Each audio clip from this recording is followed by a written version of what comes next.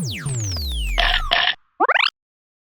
Munchies! I am really excited because today I am sharing one of my favorite childhood treats, pudding.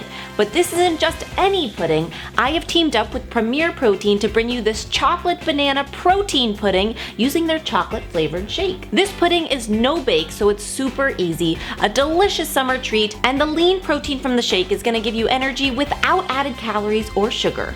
Thumbs up for delicious nutritiousness. For this recipe, you will need 1 Premier Protein chocolate shake. Now this shake is pretty cool because it has a whopping 30 grams of protein for only 160 calories.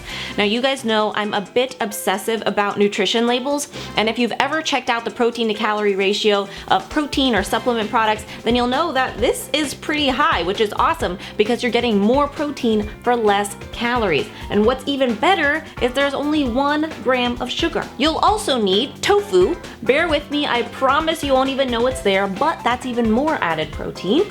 Greek yogurt, banana, chia powder, which is just chia seeds ground up, and cocoa powder, which is optional. The shake has plenty of chocolate flavor, but I wanted to make the pudding look a little bit darker, so I added some cocoa. If you do add it, I do suggest adding maybe a little bit of sweetener to taste just to counter the bitterness of the cocoa powder. I recommend starting by pressing your tofu because the tofu has a lot of water in it and we don't want that to affect the texture of the pudding. If you don't do this, the recipe will still work, but the pudding will thicken up better if you do press it. All you have to do is place your tofu block between 2 paper towels like so, and then place something flat like a cutting board on top of the tofu and then some sort of weight on top of that. Allow it to sit for anywhere from 1 to 3 hours. Any amount of time will help draw out some of that moisture.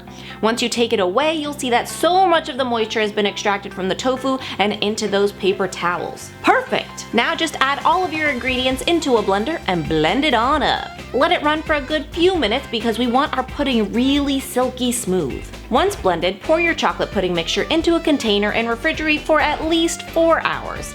The chia seeds are going to sit in that mixture and thicken it up so it becomes a true pudding consistency. When you remove it from the fridge, it should be nice and thick, just like this. I like to serve this pudding in these little 4-ounce mason jars so you've got portion control taken care of, plus they are just so darn cute.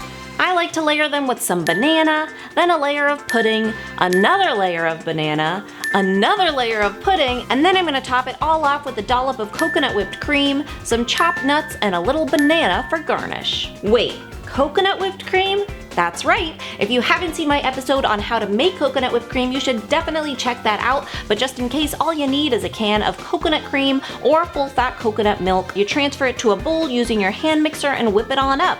Feel free to add sweetener here if you prefer. And that's it! So easy!